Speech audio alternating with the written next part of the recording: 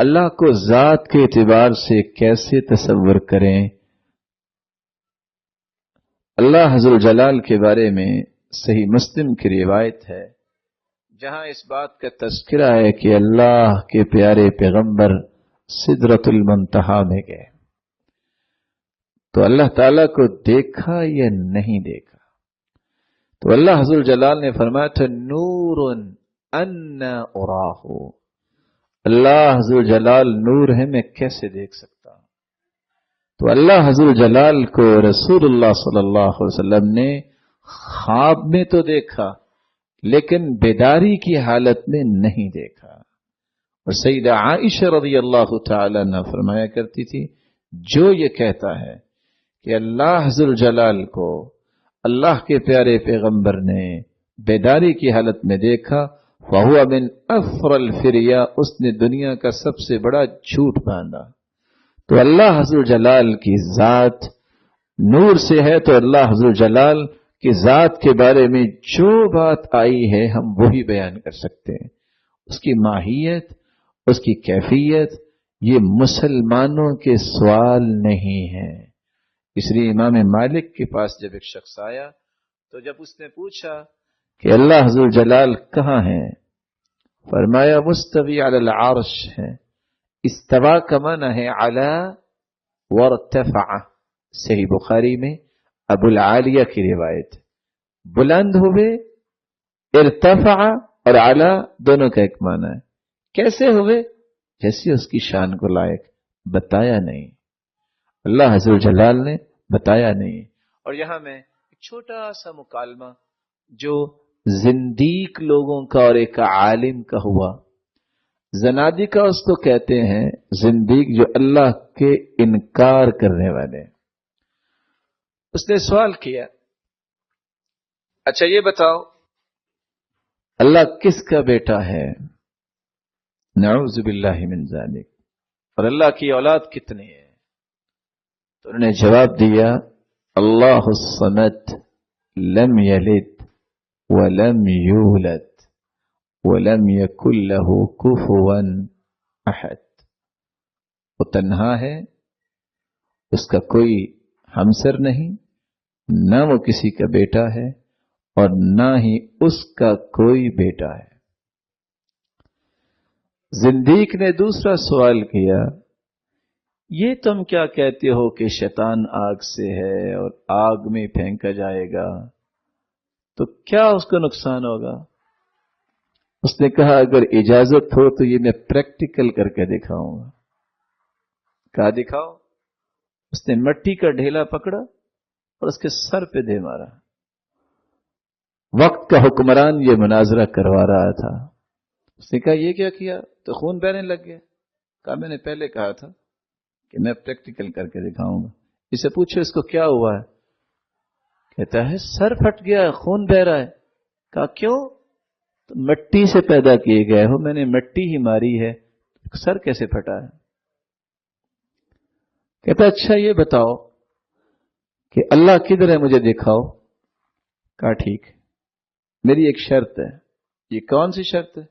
آپ رو کیوں رہے ہو؟ کہتا میں اس لیے رو رہا ہوں کہ درد ہو رہی۔ کہتا تم مجھے پہلے درد دکھاؤ، میں تمہیں اللہ دکھاتا ہوں۔ دکھاؤ نا درد کہاں ہے، میں تمہیں اللہ دکھاتا ہوں۔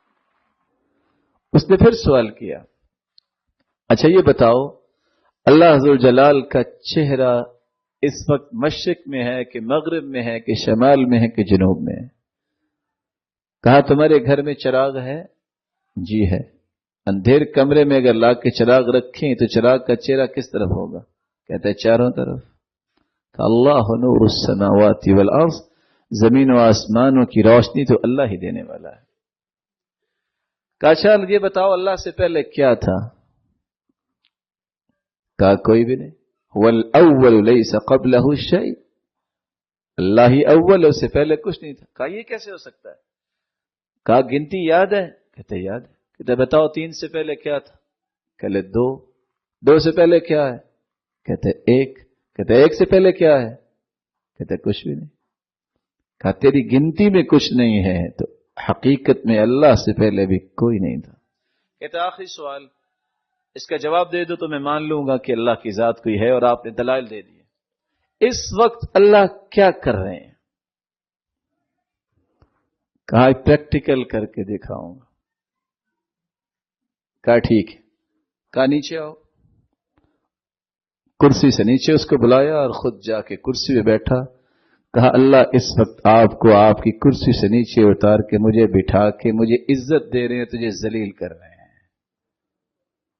علاج کچھ لوگوں کا علاج ایسے سوالوں کا ایسے ہی جواب ہوتا ہے۔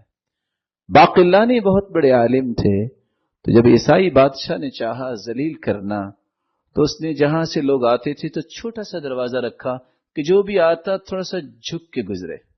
باقلانی ایک عالم تھے۔ باقلانی جب دور سے انہوں نے دیکھا تو سمجھ گئے، جو ہی دروازے کے پاس پہنچے تو انہوں نے اپنا چہرہ موڑا اور بیک ہو کے داخل ہوئے۔ اس کو بہت غصہ آیا اور حکم یہ تھا کہ جاتے جھک کے سلام کرتے ہیں۔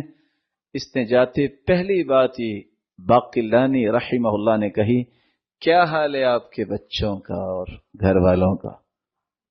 وہ ابھی عیسائی، اس کو بہت غصہ آیا، کہتا تمہیں پتہ نہیں کہ ہمارے بچے اور بیوی نہیں ہوتی؟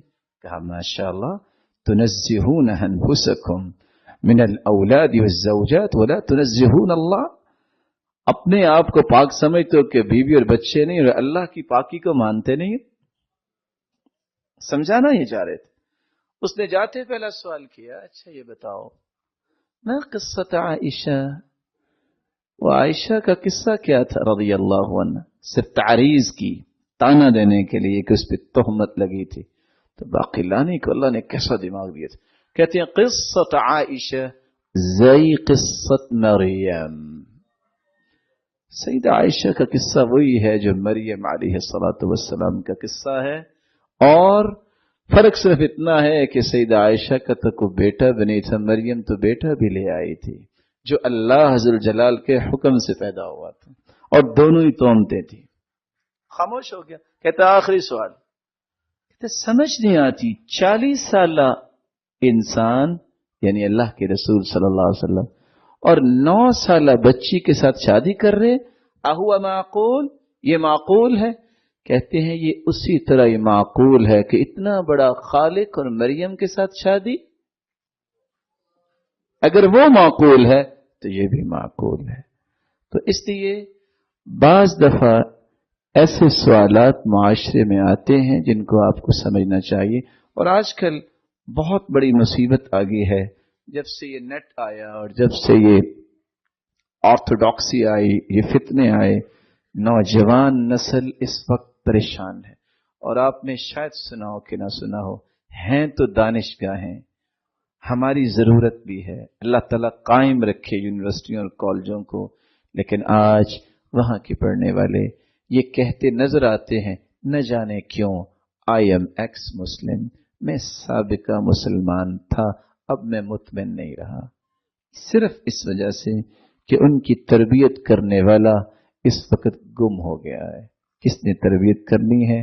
پڑھائی تو یہودیوں کے پاس بھی بہت ہے، عیسائی بھی بہت پڑھے ہوئے ہیں، لیکن اصل علم یہ ہوتا ہے کہ انسان اللہ کا تقرب حاصل کرنے والا ہو۔